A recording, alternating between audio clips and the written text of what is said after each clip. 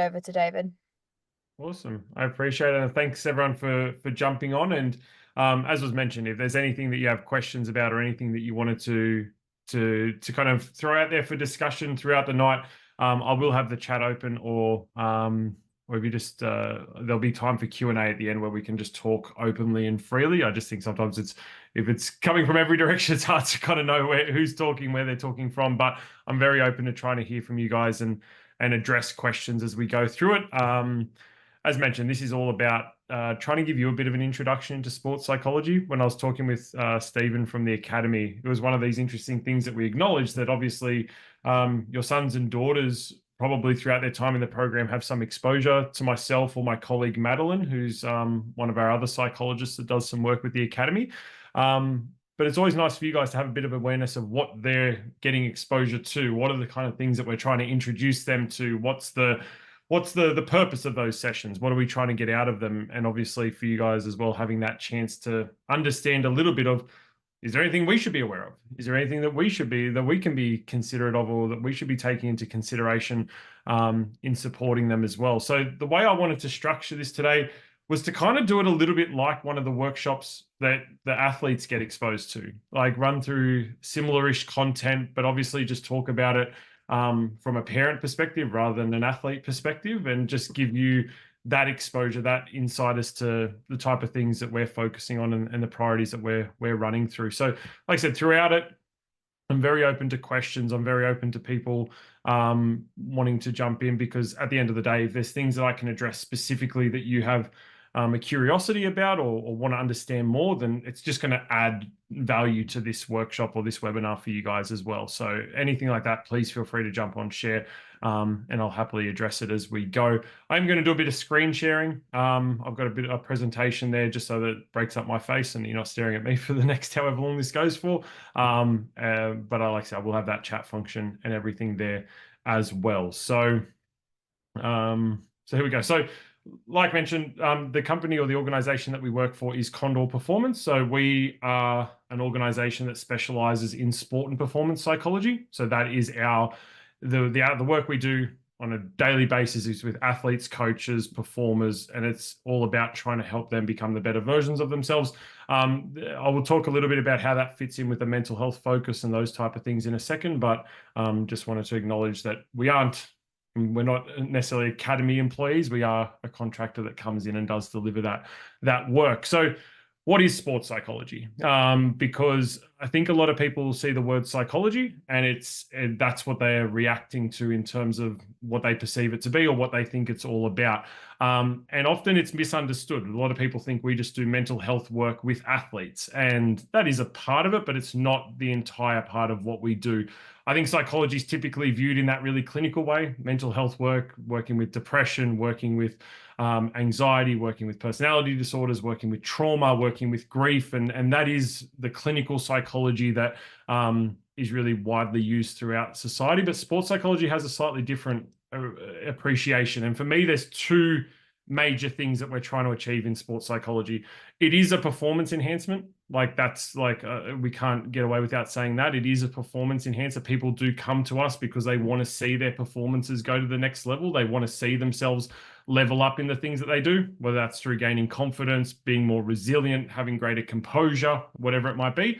But the second part of it is also experience enhancement. So we do want to help some athletes enjoy their sport a little bit more, find their passion again, find that spark again, find greater balance, find greater joy, find happiness. And that's also a part of it, which is where some of that mental health work can be encapsulated within the work, but it is often performance enhancement. People come to us because they've got an interest in getting better, an interest in getting stronger, or there is a barrier that they're facing that is getting in the way of what they would like to achieve and the goals that they're pursuing. And I think one of the challenges when it comes to sports psychology is it's a skill set. We treat it like a skill set. It's very practical in its nature. When your sons and daughters come in and have their workshops with us, the goal of those is always for them to have a couple of takeaways, things they can utilize, whether that's in practice, on game day or races, or even if it's just a daily habit that we're trying to get them to form, depending on the topic that we're covering.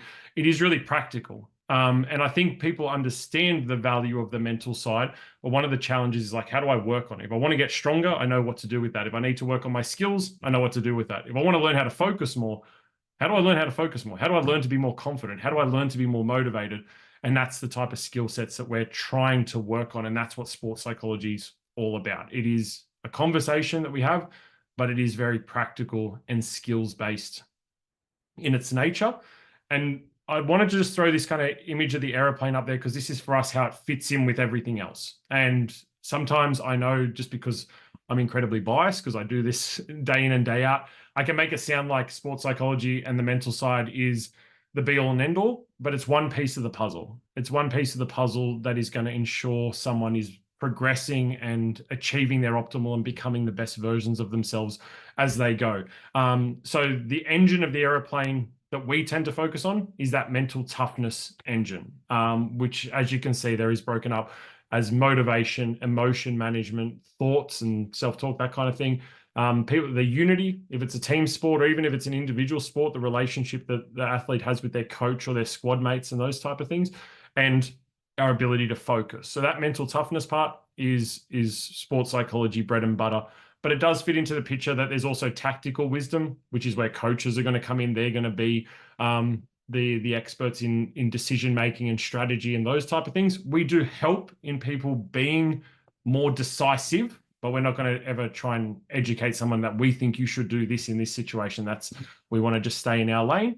So they're very mental, very thought-based elements of performance. The other side of the equation is the more physical stuff. So your physical capabilities, strengths, fitness, your typical physiotherapy work, strength and conditioning work, exercise physiology, that type of thing, and your technical consistency, which is essentially just your skill set. And the idea is we need all of those engines working together. And we often do work with very talented, incredibly physically able individuals, but they lack something in the mental side that is just restricting them and stopping them from having that consistency that they strive to do. But at the center of all of this is an individual's well-being. So like, it doesn't matter how talented, it doesn't matter how mentally tough, someone's well-being is usually the crux of what allows them to continue. So that's mental health, that's relationships, that's nutrition, that's balance, that's having fun, enjoying life, having other invested interests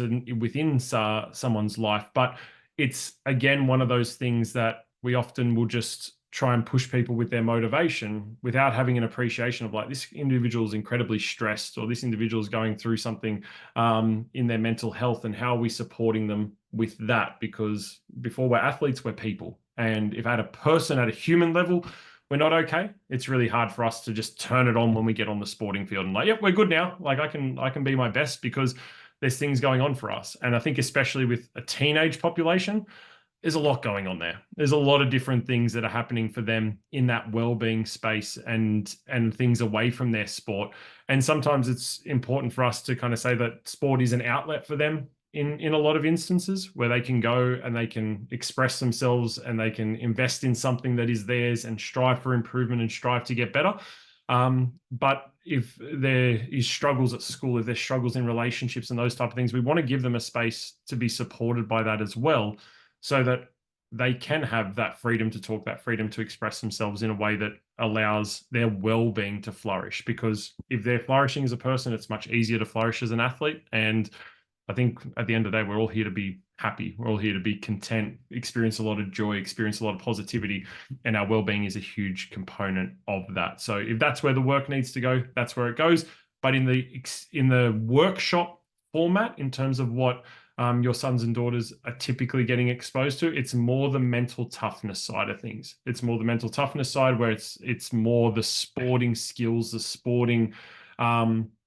the sports enhancement areas that we're focusing on. We do acknowledge the well-being, but just because it's a group session, we don't want to open up and make it group therapy, because I don't think that's the most conducive way to help people feel comfortable in that situation. So we tend to focus more on the sporting side, but can always help if you're ever worried about your son or daughter's mental health and those type of things. Even if we're not the right people, I always say to the guys at the academy, get in contact with us, because we can always refer and direct you to the right kind of people to be able to do that work if it's not us, and just helping give you some guidance around the processes and opportunities that are there for your son or daughter to access that type of support. So that's really where it's coming from, and that's the picture that we try and look at. So like I said, what I wanted to run through today is just a couple of the elements, the key fundamental elements of what we do that we will often ask your sons and daughters about, which is what I'm going to kind of jump into now. So one of the things that I think is an incredibly meaningful discussion, and sorry, I've that's been coming for a little while, my apologies. One of the things I think is incredibly meaningful discussion is about the purpose behind an athlete's participation and involvement in sport. And the reason for that is because we want to connect sport, their endeavor, their ambition, in a really personal way to them as a human being. Because a lot of people will have the typical goals set up. So even this is just something I've written it in a way where you can have a think a little bit about your son or daughter, and what their experiences are, and what you know to be true about them, what you know to be true about their experience. So the first question, what is your son or daughter chasing, is very much a goals question. What are their goals? What's their ambition? What are they going after? And that's important. It's important because it provides them direction. It's important because there's a level of accountability that comes with having a goal. And it's also something to invest in.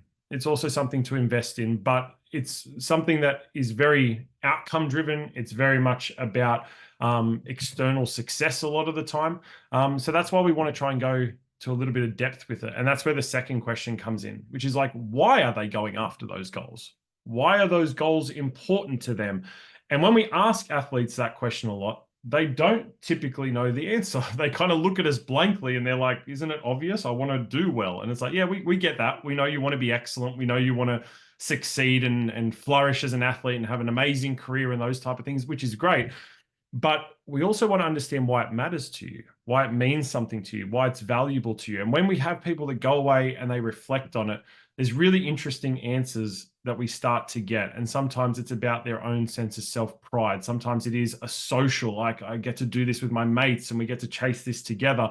Sometimes it is about, I've seen role models. I've seen my parents, seen my grandparents, my older siblings do these things. And I'm really inspired by that. Other times it's about they want to live a life of adventure, and this is where the sport provides a really interesting avenue for that. Sometimes it's just, this is me finding fulfillment and joy and happiness.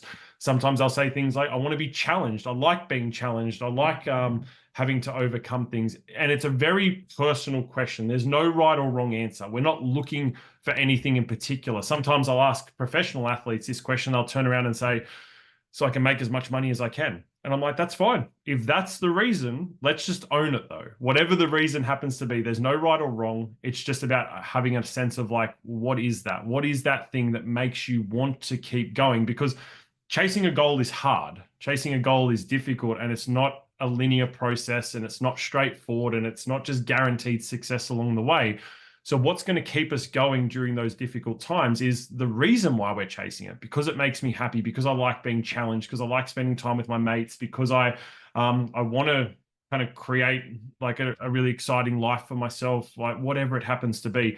And that's something that I keep coming back to with athletes. Like, hold on, why are we doing this? Like, I know what you want. And I know you've hit some adversity. I know things just got hard, or you just had a setback, or you didn't make a rep team, or you in a form slump, or whatever's going on that might be making that really challenging, or you feel like your goal is not like you're not seeing the progression that you want.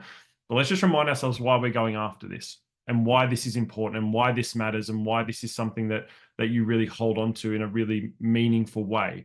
And it just encourages that, yeah, this is me. I want this in my life. I want to take ownership of this. I want this experience. And sometimes we'll talk about that. That's what it takes to get to where we want to get to. And the last question we'll often ask is, who are you doing it for? Is this purely just for yourself, or is this about sharing this experience with others? Is this about your broader family? Is this about your community? Is this about your culture? Is this about your junior club? Like, is there other people that you're doing this for as well? And again, some really interesting answers often come out of that. And it's just useful for us to know, because If it is something where they start talking about, well, I am doing it for other people as well, that's just a little clue that, like, okay, we just want to keep an eye on making sure that it's not something where we're overly invested in the opinions of other people. And are we watching over our shoulder all the time, making sure people are approving of us and that we're making them happy and those type of things? Because as we do that, it can just become more challenging because we feel like there's extra pressures, extra distractions around the things that we're trying to do. So we do want to understand that. But like I said, we just want that little bit of depth. And I think it can be an interesting conversation for parents to have with their kids. Like, okay, we know, like often we know what, but why? Why is it important to you? And especially as they get to 13, 14, 15, 16 years of age, where, let's be honest, and especially as they join the academy and they're probably in rep teams or junior state teams, maybe junior national teams, that type of thing, sport does take on a different image to what it did when they were 5, 6, 7, 8 years old, where it was just about participation and fun and running around kind of wildly and those type of things. Now we're trying to do it, and now all of a sudden it's like, oh, okay, there's a professionalism to this. There's other factors at play. Why do you still want to do this? Why do you still want to go after this? Why is this still important to you? And just so that when we're talking with them, that's a level of conversation that we can have and that we can refer to and just go, yeah, we know it's hard, but remember, this is why we're doing it. This is why you're choosing. This is why you've chosen to step into this space, and always referencing the fact that it is a choice with that.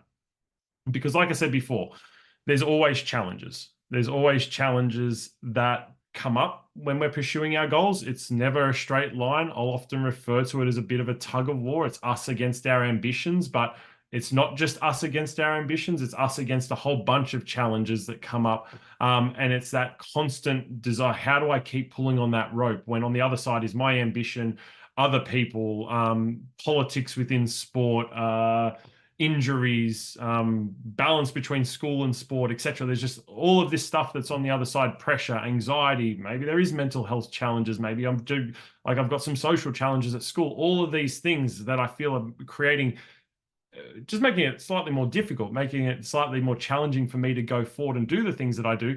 And now I'm kind of in this constant state of struggle. Like, how do I keep pulling on that rope? How do I make sure that my one responsibility in that situation is I don't let go of the rope? How do I make sure I keep doing it? How do I make sure I don't let go of those things? Because that's what sport's all about.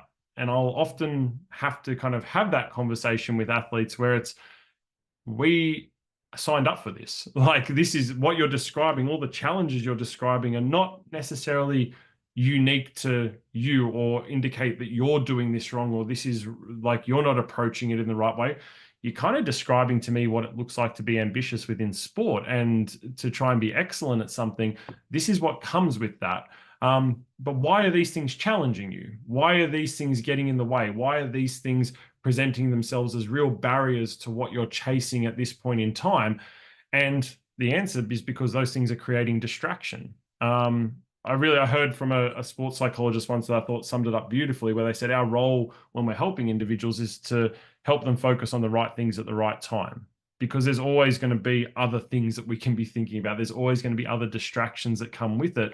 But how do we help them focus in the right ways at the right time, so that when we're in those struggles, or when we're facing those adversities, or when we're having those setbacks, that we don't let those challenges take away from our motivation, that we don't let it unsettle us, that we don't allow it to kind of rip apart our composure or lead to us becoming a more erratic version of ourselves. How do we stay grounded in those situations and being able to just stay continually focused where it matters most? And this is where the importance of focus comes in. And I think it's this is something that I think is a really important lesson for everyone when it comes to how do we get the most out of ourselves? How do we get the most out of ourselves from a performance perspective, whether that's at school, in sport, in business, in life, in relationships, in whatever? How do we ensure that we consistently show up as the best version when things do get hard, when things do get challenging, when I'm having to face adversities in those situations? And the principles that we work off, like when we do our work and the kind of methodologies that we introduce your sons and daughters to when we work with them, is from a principle of psychological flexibility. And what that essentially means is that we're trying to get them to be able to stay committed to actions and stay committed to processes that they know are critical for them to be successful, even when the going gets hard. So to kind of flesh that out a little bit, I've got this kind of what looks like the Audi logo, but it's what it's trying to speak of is like the flow of energy when it comes to us walking into any situation. So we walk into a situation, we immediately have thoughts and we have feelings in that situation because we're human beings, and that is triggered within us. We think a certain way, we feel a certain way, and that's automatic. That's not us choosing to think a certain way. That's not us choosing to feel a certain way. It often is just a very automatic way that something triggers that within us. And then we've got these desired actions where it's like, okay, I still want to commit. Like if we're talking about it from a sporting context, I still want to be committed. I still want to perform with 100% effort. I want to be aggressive in my approach. I want to be on the front foot and be inserting myself and trying to have impact and all these other things. But I've got these thoughts and feelings that maybe it's anxiety. Maybe there's a little bit of self-doubt. Maybe there's pressure. Maybe I'm worried about what mum and dad are going to think. Maybe I'm worried that my coach is going to kind of cut my minutes if I'm not doing this. Maybe I'm worried about qualifying. Like maybe there's whatever it is. There's just things on our mind or emotions that we're feeling, which are all very real. We're not making mountains out of molehills. It's just the natural consequence of being in competitive situations. But how do we have that but still act in a way? And that's where focus comes into it. And what I'll often say is focus can go in one of two directions. Focus can go internally, so we can become focused on our thoughts and feelings, and we can engage with our thoughts and feelings, and we can be trying to negotiate with our thoughts and feelings, and we can be like just reacting and in some ways amplifying them because we're in this internal loop of distraction where we're like, I'm trying to convince myself that everything's okay. I'm trying to convince myself I just need to be positive. I just need to be confident. I just need to believe in myself. But I'm distracted. I'm focusing on the thoughts and the feelings, and the game is happening, or the situation's unfolding around me. What we want is to be able to focus on the actions and focus on how do I just continue to commit to the things that I'm doing, because these thoughts and feelings don't have to define me. The reason we engage with them is because we've been taught through life that, well, you just need to think positively. You just need to be confident. You just need to believe in yourself. But the research around psychological flexibility shows you actually don't. Like, you don't need to think positively in order to do good things. It makes it easier. It makes it easier. Why does it make it easier? Because it's easier to focus when we're thinking positively. It's easier to focus when we're confident. But even when we're anxious, like a lot of people, you just got to calm down, just got to compose myself. Anxiety is not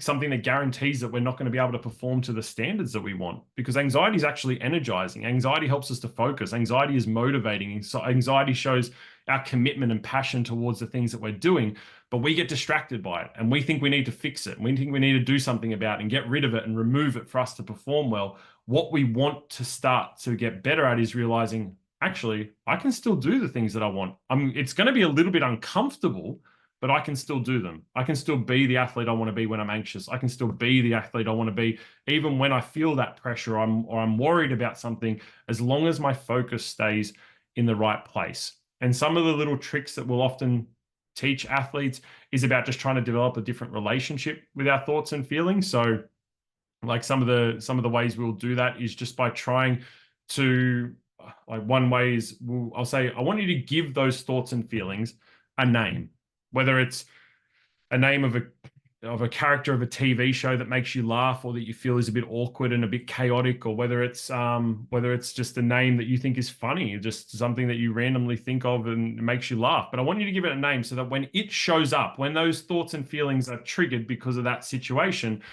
that we don't look at it as like, oh no, I'm flawed. There's something wrong with me. I'm not ready. I'm not prepared. We just say, hey, yeah, Bob's here, or whatever the name that we give it is. Like one of my colleagues refers to his as the dictator because it's demanding and immovable and just, it says you have to do things a certain way. So he'll just say, yeah, the dictator showed up. And what it's about is being able to just create that little bit of separation to go, you can have the conversation, you can engage with that, you can try and wrestle with that, or you just let it come along for a ride. Just like a heckler in the audience. A heckler in the audience might be someone who's saying things that are getting under our skin, but we can still perform as long as we stay focused on the things that are important in that situation. The other thing we'll do is we'll try and almost be grateful for that thinking. When our mind starts to throw those things at us, we'll try and say, yeah, I appreciate that. I appreciate that this, because it shows that this matters. It shows that I'm committed. It shows that I'm motivated. It shows that this is really significant.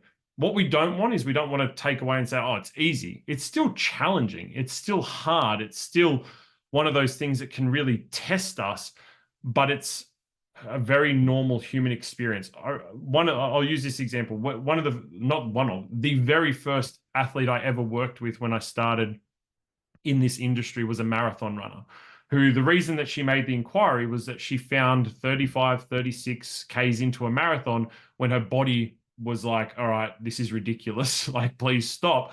She would react to that and she would start to get really critical of herself and she'd start to get really down on herself and she'd start to question her preparations and question whether she'd done enough or whether she's good enough or whether she was capable. And often it would mean that she would either not finish the race because that would all get too much, or her finish of the race would just drop off really drastically. And the conversation I had to say, the conversation we had in our very first session was,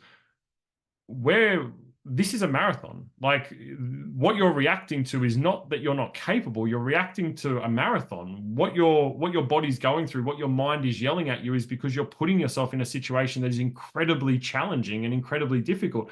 Your mind is meant to do that. Your mind is meant to check if you're okay and check and make sure and keep you safe and those type of things. It's not something that we have to negotiate with. It's something that we need to embrace and say, like, yes, this is uncomfortable. Yes, this is difficult. Yes, this is a struggle, but I want to stay committed to my actions. Why do I want to stay committed to my actions? Because this is why this is important to me. This is because this is the best version of me. I want to be with my mates. I want to play. I want to get to a high level. I want blah, blah, blah, whatever it is. That's why it's really important for me to continue to go through these things and push and pursue and be as engaged in this moment as I can, because we're incredibly capable. We're incredibly capable, but sometimes we get that distraction in our mind and it gets away from us. Like, another example, I remember listening to some of the Matildas when they were interviewed after the game against France at the World Cup, where they had the penalty shootout that went 10 or 11 shots deep. And they were asked about it. And the interviewer was asking them, like, how did you stay so composed? And a few of them laughed it off. They're like, I was so anxious. Like, I was so nervous. Like, it was, and because it's true, like, it is, but how do you step up and take the penalty there? Because I know how to take a penalty. I know how to do that skill. I know how to execute that skill. Whether I'm anxious or not, the skill doesn't change, but it's where my focus lies and whether I get distracted, whether I let myself get caught up in that. So, like I said, with athletes, and when you're hearing your sons and daughters talk about their anxiety and talk about those things, we want to just encourage that it's okay. It's okay that you feel that way. It's okay that you're worried. It's okay that these things, but let's just focus on what you're capable of. Let's just focus on what skills you have. Let's just focus on what we know that you can deliver.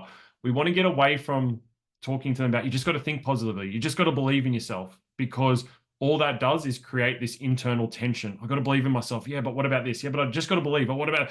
And that just becomes overwhelming sometimes. So it's like, and I get it, like, it's well intended. We do want them to just believe in, but it's in that moment. If they're stressed, they're stressed. If they're anxious, they're anxious. If they're worried, they're worried. But they're still capable individuals. They're still incredibly capable athletes can do incredible things, as long as they let themselves do it whilst anxious. Like, okay, I will often refer to it as like the temperature. Okay, the temperature just got hotter. The temperature just went up. But you can still do this. You can still run. You can still kick a ball. You can still shoot a basket. You can still do whatever skill set is required of you in this situation. You're still very capable. But it's something that we need to kind of keep reminding ourselves of, and recognize that we do it in other ways, but just that my anxiety doesn't stop me. My worries don't stop me. It's only when I try and fight them that they stop me. Whereas if I just recognize them show up, that's fine. If I pretend they're a contact in my phone and this person just keeps ringing me over and over, it's like the scam calls that you block one number and another one comes the next day. It's like, hey, they just keep calling. It's frustrating, but I don't have to answer the phone. I don't have to have a conversation. I don't have to talk to them. The phone can just ring and annoy me, and I can still go about my day. My anxiety can ring and annoy me, and I can still go about my day. It's there. It's real. It's uncomfortable, but it's something we're still very capable of. And I mentioned before that, like, it's important that it does that. It's important that it shows up. It's important that it challenges us, because we have this inbuilt mechanism in our brain that is, from an evolutionary perspective, one of the early parts of our brain biology that is about keeping us safe, that fight or flight response, where it's like, job is like, are you safe? Are you in danger?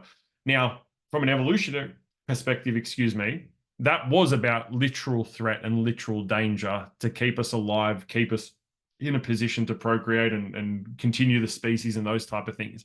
In today's day and age, where we're not fighting the same physical threats every day, that part of our brain is still active. That part of our brain is still there. And it's like, well, what role does it play now? And for us, a lot of the time, it's about comfort now. It's about, am I comfortable or am I uncomfortable? And if I feel uncomfortable, my brain reacts to that, do something about this, fix it, like change it. The invention of mobile phones has really like accelerated this, because the second you're bored, people pick up their phone and they distract themselves. So we don't even sit there and be bored because that's too uncomfortable. I'm just going to scroll social media, play a game, randomly look up YouTube, whatever it is. And these are what our sons and daughters are doing. They are doing that. They're not in a position where they're constantly experiencing those discomforts. We're in a world where distraction is all around us. But when we're out on a sporting field and I can't distract myself, all of a sudden my brain is still yelling at me going, hey, is this okay? Should we be doing this? Are you capable? Is this all right? Because it wants comfort. But sport is hard. Sport is stressful. Like, it's stressful for our bodies because what we're putting ourselves through. It's stressful for our minds because we're challenging ourselves. We're taking a risk. We often feel vulnerable when we step out onto the field. So again, this is why it's not about diminishing it or pushing it away or just telling ourselves to stop thinking that way and just believe in ourselves, because we're in an uncomfortable position where we just jumped in a sauna and the temperature's hot. Yeah, it's hot. We don't need to push it away. We just need to learn a way to be able to cope and manage with that through those diffusion techniques, like giving it a name, imagining it like a contact in your phone, treating it like a heckler, being thankful towards it, and other things that we'll go through, but just trying to create that separation. And one of the analogies that I will use, and your sons and daughters have probably heard if they've been to any of our workshops to this point, is this idea of broken glass. So the analogy and the way that I talk about it is, imagine you're on one side of the room, your goals and aspirations are on the other side of the room, but there is broken glass scattered like all over the floor. There is no pathway to you between you and your aspirations that is without cutting your feet open and having to walk on the broken glass. Are your goals and aspirations worth walking across broken glass for?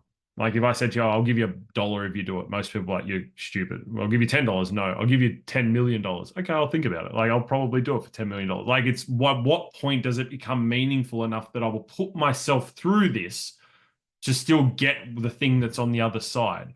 And that's what we want to try and understand for our sons and daughters. Okay, if it is so hard, again, to go back to this point, why are we doing it? Why are we doing it? We know it's hard. We know we're challenging ourselves. We know there's risk that we fail. We know that it's going to be stressful. We know it's going to physically challenge us. We know it's going to, where there's the risk of injuries. Why are we still doing it? Why are we crossing all of that broken glass? Well, if there's enough value on the other side, whatever the equivalent of the dollar amount that would make it worthwhile to kind of put yourself through that and need some stitches in hospital, if we can understand that from a sporting perspective, then we can understand it from from a human, we can understand how to kind of continue to push through it. And I'll often say they're the terms and conditions. Like, I know anytime my computer updates, I just say, yep, I accept the terms and conditions. I don't often read them.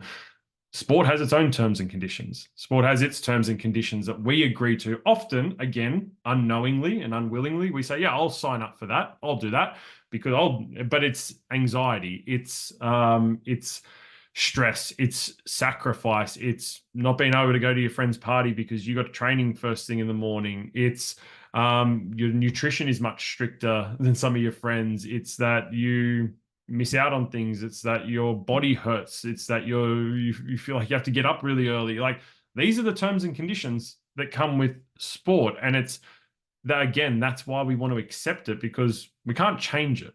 There's no way around it. There's no way of pushing ourselves in a different way to be able to do these things. It's just, they are the terms and conditions. If you want the success, or maybe another way of wording it is, if you want the potential for success, these are the things we're signing up for. These are the things that we're agreeing to. Let's just become more aware of it. And again, none of them can stop us. None of them are in and of themselves capable of preventing us from getting what we want. As long as we're able to stay focused, stay committed, stay true to what we want, that becomes an incredibly useful exercise to be able to understand. And I often say these athletes do it in ways right now. When they go to conditioning sessions, they step on some broken glass to be able to push their bodies and to be able to get fitter and to get stronger. And in those situations, they may not be happy to do it, but they're willing to do it. And it's like, why are they willing to do it? Why do they push themselves? Why don't they back out? Why don't they quit on that conditioning session? Because they know this makes me stronger. This makes me fitter. This is going to help me on game day or race day. This is going to allow me to go to the next level. So there's value in it. I see value in it. I see value in kind of being gassed, in nearly throwing up, in my body aching, in my lungs burning. I see value in that because I know what it's doing to make me better. Sometimes we don't see the value in the stress and the anxiety and those type of things, but it's a very similar thing. It's overcoming that makes us stronger, makes us more capable, makes us more elite versions of ourselves. But we just need to understand that that's there in the first place. So, and like I said before, we're not a lot of, I would assume almost all of your sons and daughters are not having mediocre aspirations when it comes to their sport, where they're just like, oh yeah, whatever, I'll take it or leave it. I assume they want to achieve excellence or eliteness in some way, shape, or form, whether that's in a professional space or just they want to make the most of their junior sport in some way, shape, or form. But being elite involves being outside of your comfort zone.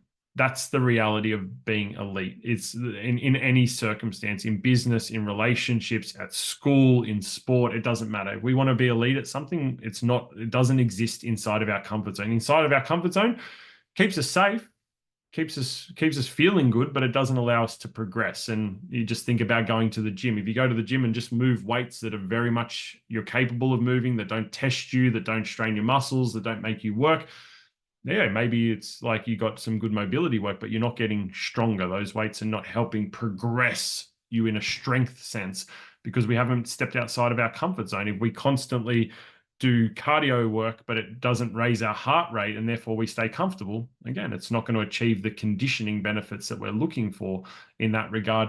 The same thing is when it comes to resilience and motivation and those type of things. It's like if we're not challenging ourselves, we're not going to become that more resilient version. So we want to be challenged. We want to be able to push ourselves. But what we want to know is, how do I respond when I'm in that challenge, when I'm in that adversity, when am having to push myself? And this is when we kind of look at success and we try and understand, what is success? How do you define success? How do you kind of how do you know how to set that bar for what performance wants to look like? And one of these exercises that we'll do with athletes, and I think is a really interesting exercise to see where their beliefs lie with this, is we're trying to understand what they feel is controllable versus influenceable versus uninfluenceable when it comes to their performance. Or in other words, what are the things that are controllable, i.e. guaranteeable, that nothing or no one can stop them from doing if they want to do them? Influenceable, might be able to, can have some impact, but it's not guaranteed. Uninfluenceable, no matter how much energy or effort you put into it, you can't change it. And we do this exercise with them. We put this exercise in front of them because we want to see what they feel it is, because at the end of the day, we want success to be defined by the things we have control over. Now, that may not be how the world looks at it, but from an athlete mental perspective, I want all of my energy going towards the things I have control over, because they're the things that I can change. They're the things that I can do something about. They're the things that if I put energy in, I get rewarded for, whereas everything else can be a bit hit or miss. So what I want to do, because I need just to have a sip of water, I'm just going to kind of go silent for a minute. I'm just going to let you guys do it. And I'll talk through and I'll explain how we look at it. But I just want you to take a minute and just see, where would you put these things? What categories would you put those 12 items of performance along that scale of influence versus control? Just as an exercise in sheer curiosity. And then I'll come back and, like I said, explain how we look at it and why we look at it that way. But I just need a drink, so I'm going to get you guys to have a look at that for 1 second.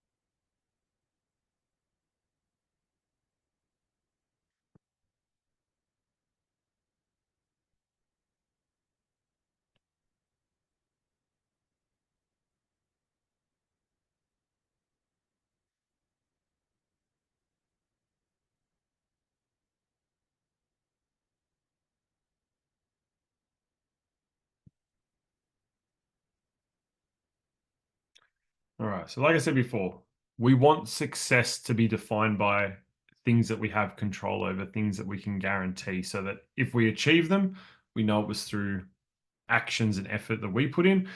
If we don't achieve them, it's because either we got distracted, we chose not to, we weren't motivated enough, whatever it happened to be.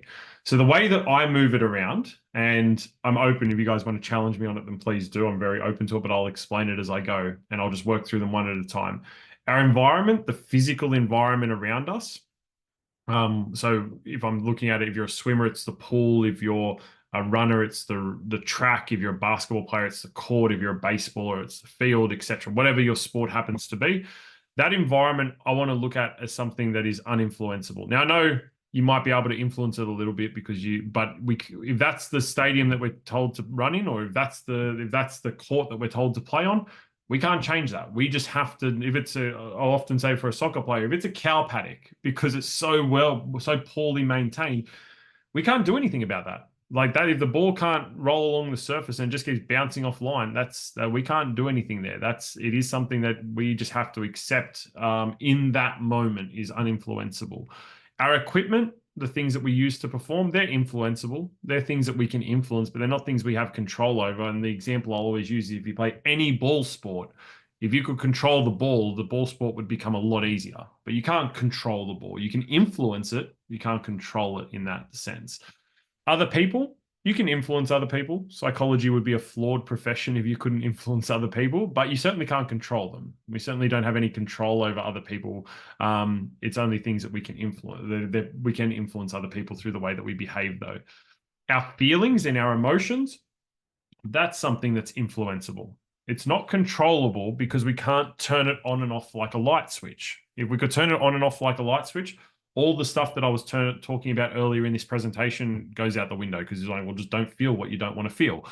But our feelings and our emotions, they are just automatic. They're instinctive. They're responsive to what we see and what we perceive in our environment. They're not things that we choose, and we can't just turn them off. But we can influence them through different skills, different strategies. But they are just an influence. Effort is controllable. I believe effort and what effort looks like is definitely controllable. I do say it's really important that we define it, which we'll go through in a second, because everyone's like, just give your best, just give your all, but we'll talk about that more in a second. Our genetics are something that in the middle of a contest, I can't influence. I can't influence how tall I am versus someone else's. I can't influence what someone else's body DNA is versus mine. I can't influence it. And in that moment, in the middle of a contest, I don't want to try and focus on influencing it. My results, I can influence.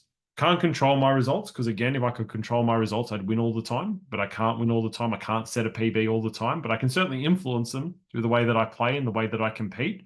But that's one athletes will often say, well, if I just work hard enough, I can control my results. But we can't. We can only influence them. The weather, we can't influence it. If it's raining, it's raining. If it's sunny, it's sunny. It is what it is. The present moment, I say from a user-friendly position, we can control it. And I know that there are things in the present moment, but I want my focus there. I want my focus in the present moment because the past, which is the next one, I can't do anything about. It's completely uninfluenceable. There's nothing I can do to change what's already occurred. And the future, I can only influence because I don't know what's going to happen. I don't know how things are going to play out. I don't know what's going to occur. So the present moment is where I can actually do something about. So that's why I include it in the controllable category. And my thoughts are things that I have influence over. Similar to feelings, my thoughts are very automatic. They're very instinctive. They're very responsive. And trying to turn them off just can often lead to an internal arm wrestle, which I don't need to be doing. I can influence them. I don't need to control them. I don't need to think a certain way. So what we're left with is really all that is controllable is my effort in the present moment. That's it. That's what we have control over. And therefore, that's what I want success to be defined by. And this is something that does go against the grain. Like I said before, success is often looked at from a results lens. All you need to do is flick on Fox Sports News or any type of kind of sports talk back, and all they'll be talking about is stats, results, wins versus losses, who's in form, who's out of form based on results. That's how we view it. And therefore, we internalize that that's what sport is all about. And I get I work in sport and I've worked in sport a long time. I understand it's a results-based industry. You need to be successful. You lose your job if you're not, all those kind of things. But from a mental perspective, in terms of trying to get the most out of ourselves, worrying and trying to define ourselves by our results is fraught with danger, because there is too many factors that can influence our results that we don't have control over. And that's why we get anxious, and that's why we get worried. Because if you think about all the things that make your sons and daughters anxious, angry, disappointed, sad when it comes to their sport, I guarantee you it's not their effort in the present moment. It's everything else. It might be equipment not going their way. It might be what other people are doing. It might be that they got anxious. It might be that their physical genetics was like slightly at a disadvantage to their opponents. It's their results didn't go their way. It's the weather wasn't to their preference. It was the future didn't go. It's all of the stuff that we don't have complete control over is what triggers those emotions and what brings those emotions and brings those challenges to the forefront. And that's why when we're wrestling with them, that's why we overthink. That's why we kind of get caught up in those things, because we end up either overdoing it to compensate for that. We end up overdoing it, where we try too hard and we try and do too much, and we try and just do more to minimize the uncertainty of the things that we only have influence over. Or we withdraw and we hesitate and we avoid and we become shy and we become timid because I don't know how to deal with that. Whereas if we just say, hold on, all I need from you is effort in the present moment. That's what I want. Then that's where we start to give people the opportunity to actually succeed every single time they compete, because this is something that is achievable every single time. And I'm very clear that it's about 100% effort. And like a little smart ass thing that I'll say sometimes is like, people often talk about giving 110%. And I'll give 110%, and I'll encourage everyone to give 110% when someone shows me how to fill a cup of water up 110%. Because when we fill a cup of water up 110%, things get messy. It spills, it overflows, it's hard to, it just gets, we get distracted by all the carnage that goes on when it's overflowing onto the dinner table. And the same thing happens in sport. When we try and give 110%, that's where we go too hard. We try too much. We're trying to control too much. 100% effort is totally fine. Just give 100%. And we want, like I said, for it to be something that becomes our ambition. And the way I will often encourage, and the question I'll ask people to help them define 100% effort is, if we were to watch a game or a training session, doesn't really matter, of you performing, competing, being a part of your sport, and we sat down and watched it, what would we be able to see that shows us you're giving 100%? Because a lot of people say, I try really hard. I'm like, but I can't, how do I see that? How do I observe that? Oh, it's because this is how I use my body. This is I'm constantly trying to create a like space for myself. My body posture, my technique, my communication. And all I'm looking for is somewhere between 3 to 5 criteria. 1 or 2, I think it's too simple. I think we've oversimplified sport. 6 or more, and I think we're overcomplicating. 3 to 5 to me feels like the sweet spot of like, okay, I've got 3 to 5 criteria that define effort, and effort as in terms of how I want to go about things. If the sport your son or daughter plays has like offense and defense, you can have 3 or 4 in offense and 3 or 4 in defense. That's fine, because there might be a slightly different depiction or representation of effort depending on which element of the game they're participating in. But I just want 3 or 4 things, 3, 4 or 5 things.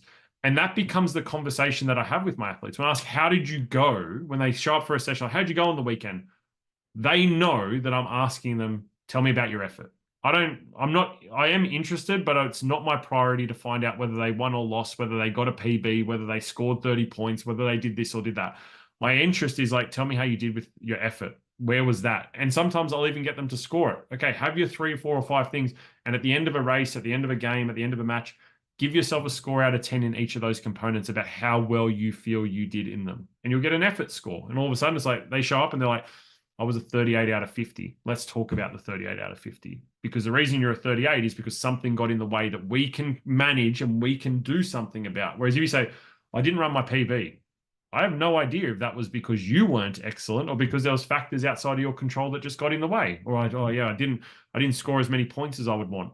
I don't know if that was because you were poor or because you were excellent. It was just a really difficult game, or your teammates didn't pass you the ball, or whatever it is. So effort tells me what they did. The results tell me about all other things. And it's really hard to decipher, well, what was your part to play in that? So that's why effort is so important for me. And this is where it kind of all fits together.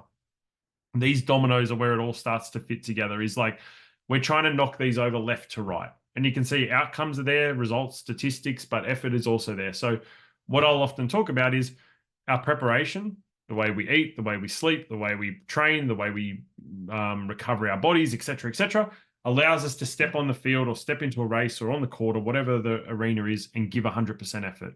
If we give 100% effort, then our skill set and our style of play comes flowing through. We begin to be the athlete we know we can be. When we are that athlete we know we can be, we become competitive. When we're competitive, it opens the door for us to achieve the results and outcomes that we can achieve.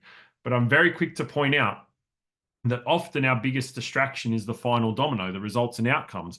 And it's purely consequential. Like the results, outcomes, statistics in any sport is not an action. Like I'll even say for a soccer player or scoring a goal or a rugby player scoring a try, that's a consequence of actions. It's a consequence of your effort. It's a consequence of your skill set. It's a consequence of how you competed in the and then you score a try off the back of that, or you score a goal off the back of that. It's purely consequential.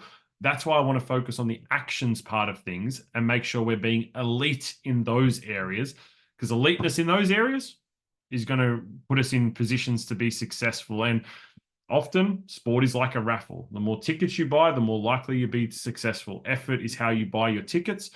And then we have to see how everything else comes together. Just because you didn't score a goal doesn't mean you had a bad game. You might have had an exceptional game. It's just that you faced a goalkeeper that was really hard to score on, or your teammates didn't find you the ball in good positions despite you constantly making good runs, finding space, creating opportunities, communicating well.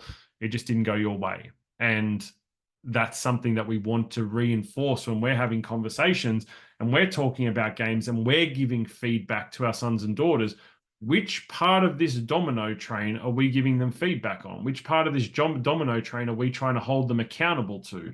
Because if it's the last one or the second last one, we're asking them to be accountable to something that they can't guarantee. And that's really awkward. And that can be really tricky. And that can lead to stress and that can lead to anxiety.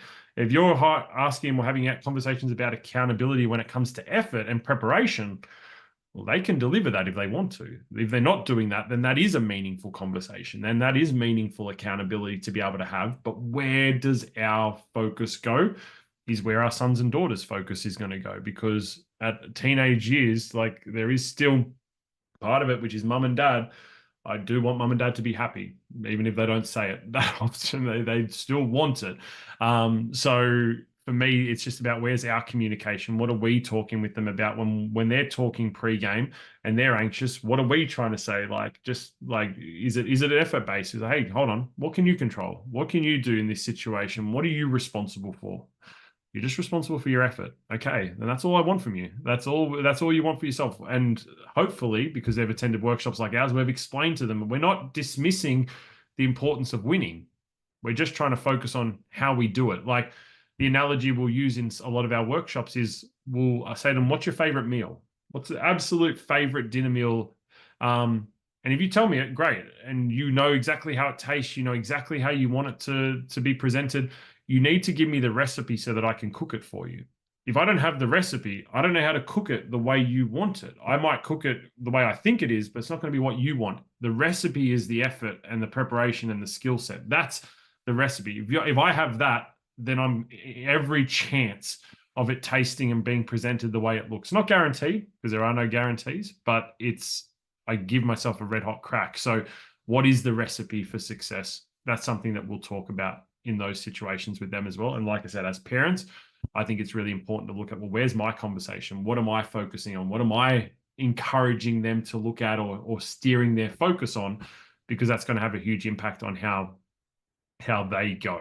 And yeah, I think when we start to have those conversations, that's when we start to look at like the competence or the skill set they have versus the confidence, because confidence is very situational. Like and the example I'll use is, let's just say I said you and me, we're going to go down to the local park and I'm just going to get you to take penalties, soccer penalties against me. Just you versus me. No one watching. No one knows we're doing it. And people are like, I feel pretty confident. Like, I know how to kick a soccer ball. All right, I can do that. All right. And they say, all right, guess what? Now we're going to the World Cup final in front of 100,000 people and you have to take a penalty to win the game. And people are like, oh gosh, it feels a lot different. I would think a lot differently. It would be totally different experience. But I'll say, what's the same? The skill set is exactly the same. The skill set of taking a penalty, your ability does not change. The circumstances do change. So like driving a car, you see, like we all know how to drive a car, but it's in different conditions when we don't know the roads or the weather's a little bit funny or those kind of things. All of a sudden, we might slightly adjust how we drive the car just to make sure that we're okay. We can still drive the car, but it's okay. I still confidently don't pull over every time there's a little bit of rain on the road, but I do make sure that I drive safely. The skill is the same. The skill is still there. I'm not changing just because my confidence is different. And that's why for me, it's about skill set. It's about competence. It's not about confidence because confidence is going to vary based on a whole range of circumstances. And confidence helps us to feel good. It doesn't necessarily ensure that we perform well. So, yes. Now, the other thing that I think is really important when it comes to a motivational thing and the way some of your sons and daughters look at themselves and those type of things is this concept of delayed gratification. Now, we have to acknowledge that they exist and grow up in a world through no fault of their own that is all about instant gratification. Everyone can have everything at the push of a button almost. The thing I heard the other day was like, kids nowadays don't have to wait a week for a TV show to come out. They just binge watch the whole thing. They don't have to wait through ads. The ads aren't there. It's just the whole episode. Like it's just things that there's no having to wait, except for things that genuinely are important. And the list I've got there is things like happiness, satisfaction, success, connection with our values, improvement, those type of things. There is no button for that. There is nothing that we can just push that ensures those things come out quickly. And therefore, there can be frustrations and there can be impatience and there can be self-deprecation sometimes when they're not making the improvements or seeing the changes or seeing the evolutions the way that they would like because they want it now. Like, how do I get this now? How do I improve? Why isn't this working? Why can't I get this? Why isn't this skill coming together? Why aren't I fitter? Why can't I catch up? Because these things take time. But we want to encourage them to appreciate that and have ways of saying, hold on, but okay, this will take time. How do we know if we're getting better though? Like, what are we looking for? How do we know that we're getting better? How do we know that the things we're doing are working? How do we know, well, okay, well, I see little improvements. Let's make sure we validate that because so often I hear, yeah, but, okay, I improved, yeah, but I still didn't qualify. So, yeah, but don't dismiss what you've done. Don't dismiss the success that you've had because that's genuine improvement. And if you continue on that pathway, you're going to continue to get better. You're going to continue to evolve and improve and do all those kind of things. We just want to make sure that there's that appreciation that they're validating and there's a gratitude they have for themselves and the things that they're doing well and the things that they're the successes that they're having, even if it is part of a journey where they're chasing greater success. The way I'll look at that sometimes is like stepping stones to cross a river. I want to cross the river. I'd love to cross the river in just one jump, but I might have to cross 8 stepping stones in order to do it in the best way so I don't end up at the bottom of a river. Okay, let's do that then. Let's recognize what are these stepping stones? How do we make sure we're validating that? How do we make sure that we're congratulating ourselves, celebrating our success, celebrating our improvements, all those kind of things that, again, can happen around the dinner table where they can really benefit from it. And one of the things that we can encourage that furthers that is like little exercises in self-reflection, whether that's exercising gratitude and them expressing gratitude towards themselves and gratitude towards what they've done and the things around them and how that's helped them, or this kind of self-reflective exercise where we encourage them to think about what did you do today that was a move towards where you want to be versus away from where you want to be. So essentially towards actions are what are the things you did today that reflect your ambitions? You've got ambitions. What actions did you show today that reflected your ambitions? Versus you've got ambitions. What were the actions that weren't quite aligned with that? And what it's about is just helping them to kind of see that you're doing the work. There's lots of towards actions. There's lots of things that you're doing that will make a difference with time. We just need to be patient because we're doing all the right things. We're stirring the right ingredients into the pot. We just need to let it cook. We need to let it simmer like a bolognese sauce. Just let it keep simmering. Don't just take it off the second you put the last ingredient in. This is the same kind of thing. But if we're noticing away actions, we want to just have a conversation. What's getting in the way there? What's preventing you? What's stopping you? Where's the adversity coming from there that is just making it difficult for us to keep showing up and to keep engaging in that way, and see what they've got to say. It's probably going to be one of those bits of broken glass that we acknowledged before. And some of it is like, okay, let's accept. We know this is what we're signing up for. Why is it important? Or it might be, hold on, can we approach this a different way? Why are we doing it that way? Why are we insisting that it has to be that way? Can we approach this in a way that does that we learn from these experiences and see where we get to? Because what we want is this consistent motivation over time. So along this graph, we want that kind of green line. We want that green line of motivation where it's just like nothing's perfect, but imagine that's a line of best fit. We want to try and avoid the yellow line where things are just kind of teetering out or things are getting in the way. And some of the things, as you can see from that slide, that often will cause that are things like there's a fear of being judged, or being put off by the fact that they feel like they have to justify themselves when it comes to team selections, and therefore it gets in the way. It might be that they worry that they can't keep up. They perceive that they don't have the skills to be able to do things. They're worried. They feel stressed. They feel pressure. They can be put off by the politics of sport and not feeling like they get a fair crack at things. There's increased stress around them, and increase or decrease in the value that they have or that they feel that others have in their sport. These are things that, like, research has shown are really common things that do decrease motivation and see teenagers petering out in sport instead of continuing to push towards their goals. And a lot of it is just that perception of themselves and that how they see themselves in comparison to the others. And you may have heard that quote that comparison is the thief of joy, because all it does is it elevates other people and diminishes ourselves. That's what we do when we compare ourselves, unfortunately. So we want to focus on if there is a genuine deficit, if there is a genuine, okay, yeah, there are people who are better and there are people that you need to outwork, then let's do that. But let's celebrate ourselves, not just compare ourselves to other people. Let's manage things. Let's acknowledge that you're stressed. Let's work on it. Is there things that we can put in place? Are there ways that we can support you? Is there some stress we just need to accept? And let's just have conversations if we're noticing that, because a lot of the time it is self-protection. This is getting hard and I don't know how to deal with the hard. So I'm just going to start to slowly reduce the investment I have in this sport because it's protecting me from dealing with the things that I'm not feeling very comfortable with. We don't want them to lose that investment. We want them to do hard things. We want them to be engaged, but we want to support them just through conversation, just by asking where they're at, how you doing, what's working, how are you going, and just hearing what they've got to say, hearing what their experience is in that moment, so that we can start to support and we can start to see what it's about. And it's just, yeah, it's not that sometimes it's sometimes tough love can be what's required, but a lot of time it's just trying to hear and understand and go, okay, yeah, I hear you, but this is what we signed up for. But I think just being able to kind of know that, okay, they get it, they understand it, is really important, just to keep helping that motivation. Because as parents, you wear a lot of hats. You wear a lot of hats when it comes to your children's sport, and that's okay. Like, it's not about saying, well, you just need to pick one. But we need to kind of know what our son or daughter needs from us in this, like when it comes to these kind of things. And especially as they grow up and there's more and more people that are involved in their sport, what is the role that we play? Because again, they're our son or daughter. We just want the best for them at the end of the day. That's typically at its core, our motivation. How each of us does that is probably going to be a little bit different, but at its core, we want the best for our son or daughter.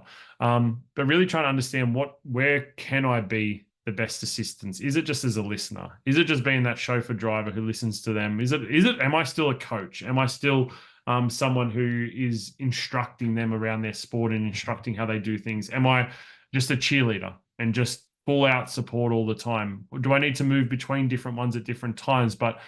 Or even sometimes just having that conversation and with your son and daughter, understanding what they're looking for, what role they have, helping them understand that you want to be a part of this, but in a way that supports them. Because through no fault of your own, a lot of teenage athletes feel the pressure from their parents. And that's not because you're doing anything in a lot of instances that generates the pressure. It's because they just want to please and they want to make you proud. And and a lot of them start to become aware of the financial investment that's being made to keep them in their sports. And they want to justify, oh gosh, if we're going to travel across the country, I want to make sure I do well. Like they just become aware of those things. And sometimes it is like, yeah, we have to have honest conversations that is the reality of this sport and that is the reality of them pursuing their dreams. But how do we support them in a way where it's like, but I'm not doing this in a way where I'm putting pressure that you have to X, Y, or Z. I want you to be committed from an effort perspective. Like I think we can all want that, and that's a really genuine want. But how do I support you to be that best version of yourself? How do I support you to be that individual? Because all I want is the best for you. They don't always believe it when we say that. They may push back. They may kind of fight us on it. That's fine. But I think we want to be able to just say like, okay, I'm showing up for them in a way that we've had a conversation, we've spoken about, we understand each other, we see where each other are coming from, and we know we're chasing the same goal. We know we're pursuing the same purpose. We know we're pursuing the same ambitions. And I'm giving them the space to do it and providing the support in a way that's really encouraging them to take that ownership and really drive it forward themselves. So, yeah, so like I said, lots of different ideas, lots of different things. I just wanted to kind of acknowledge again the way that your sons and daughters will experience the work that we do over this scholarship year is likely to be through workshops where we'll introduce them to a lot of our foundational ideas, where we'll kind of introduce them to things in a really practical way that they can take away and try and help from their sport. We do offer one-on-one services as an organization, and because you're members of the academy, we do offer a discount on those services. There's no obligations. It's just something that we like to make people aware of, because there can be situations where you're thinking, where can I go for that additional support? Who can I turn to be able to support that? And we do offer those services separate to the academy. It's all incredibly confidential. We don't report to the academy that your son or daughter came to see us, or what they spoke about. It's a confidential service that is for that individual to benefit from. And if you're interested in learning more about that or want to ask me any questions, then you can do so through that email address, or you can find us on the website that's there as well. But I know I ran a little bit over time. I hope that that's just giving you some different insights as to how we do things and how we're encouraging your son and daughters to look at sport and to focus on sport from a mental perspective. I'm going to hang around now and address any questions that people have. So if you have questions, you can either throw them in the chat or you can take yourself off mute and jump on. And I'm more than happy to address that. But I really appreciate it. I know it's a Wednesday night. I know it's kind of like ideal kind of rest R&R time, and you've jumped on and listened to me for an hour. I am appreciative of that. But like I said, I'll be the last one here. So if there's questions, please ask. But I really appreciate everyone's participation and jumping on and being a part of this. So.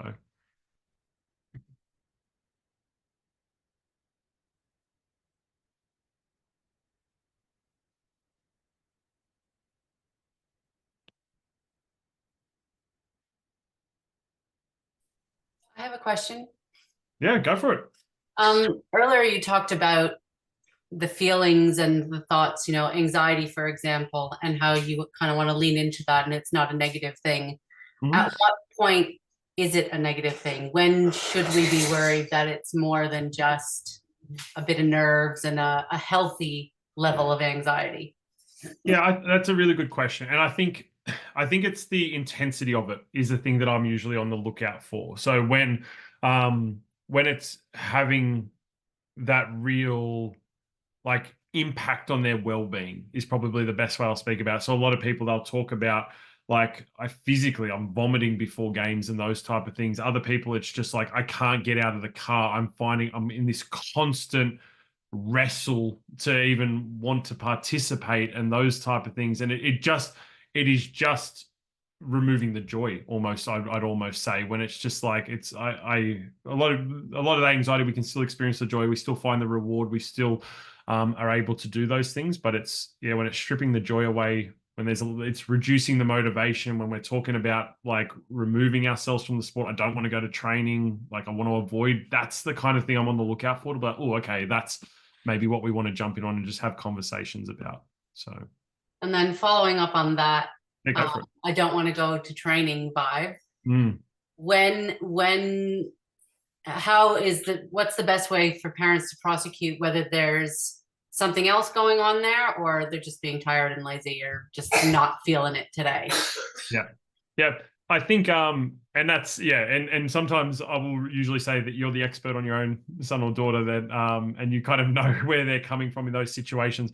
I think it's about the conversation around it. And sometimes I'll just encourage parents to just put it out there. Like, hey, is there anything that's stopping you from wanting to go today? Are you stressed? Are you worried? Is there anything there? And they might give lip service, say, no, it's all good. I just don't want to go. It's just like, I can't be bothered. Okay. All right. Fair enough. But I think that's where the conversation is about, and that's where that kind of towards and away moves comes into, and I'll have that conversation like, okay, what does that represent today? Like it's your sport. I don't get to play. Like I'm just driving. Like I want to take you there, but what does this say? And I think if it's a one-off versus a pattern of those things, it might be a different conversation, but we're just trying to get them take that ownership and say like, yeah, okay, I don't want to go because I'm being lazy.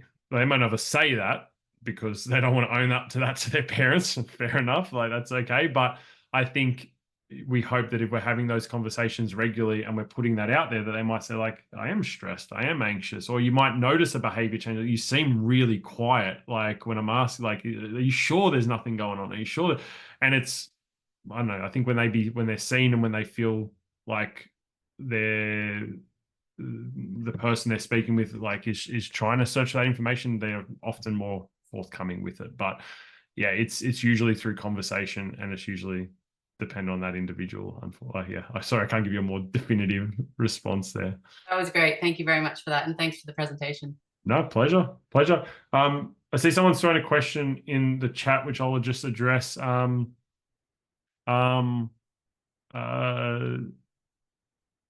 Yeah, so one of the questions about like obviously those competing values between education and sport and those type of things. And one of the things that I think is really important about the balance is that at the end of the day, when you've got a son or daughter who's committed to their education and wants to get excellent grades and wants to be excellent at sport, there's probably not enough hours in a day. That there is a challenge and a sacrifice that needs to be made. What I think we want to just talk about is and have a conversation with them is like, so what you like often it's what are the non-negotiables? So the non-negotiables from a school perspective are the hours that you have to be at school, and maybe a certain amount of hours of study and preparation, and from sporting sense, it's training, it's travel, and those type of things. And what I often will encourage then is like, so what does that balance look like, and how do we just appreciate that we are compromising, in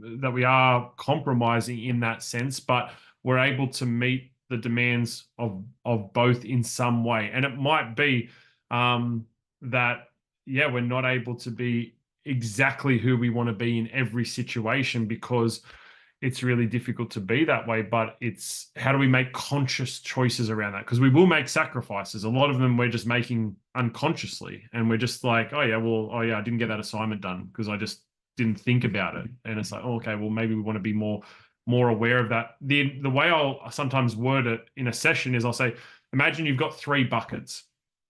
Bucket 1 is your sport, bucket 2 is school, and bucket 3 is life, around like whatever else encompasses life for you. And each of those buckets is a liter that can house a liter of water. And I say to you, I need you to fill the buckets up, but I've only given you 2.4 liters of water to fill them up. How do you want to fill these buckets up? And they'll say, well, I want to pour 10, and it's like, oh gosh, I've only got 400 mils left for the last one. Is that what you want? Or do we consciously want to change this a little bit? Do we consciously want to look at that? Because it's trying to acknowledge, where are we sacrificing? Because something's got to give. We don't have the hours in the day to be excellent in all 3 areas. Okay, so where does the sacrifice go? And I think that's the conversation that helps us be really conscious and really intentional. So it's not just feeling like we're dropping the ball all the time because we are in an impossible situation, but we're deciding, okay, I'm not going to have as much of a social life because I want to be excellent at school and I want to be excellent here. Oh no, I do want my social life. Okay, well, where are we taking that time from? All right, well, I won't do that extra gym session or whatever it is, but it's like being conscious about it so that when it becomes obvious that we are making the sacrifice, like, no, that's what I wanted. This is the balance that I wanted. So I hope that addresses the question, because education is important, especially at this age. So we don't want to just dismiss it. We do want kind of balance. Like even with professional athletes I work with, I'll often say to them, what's the other thing you want to be excellent at? Okay. And sometimes I'll say things like, I want to be great at golf as well. I'm like, that's fine, whatever it is. But sometimes I'll say, I want to be great as a mum or a dad. I want to be great. I want to go back and study. I want to start my own little business. I want to volunteer. I want to do charity work. Okay, let's have that other thing there so that you've got balance in your life. But let's also acknowledge that's a time commitment and those type of things. But how do we find and strike that balance ideally? So, yeah. Any other questions? Like either, like I said, jump off mute or throw them in the chat, whatever's easiest. I'll be the last one here. So if you've got any, just let me know.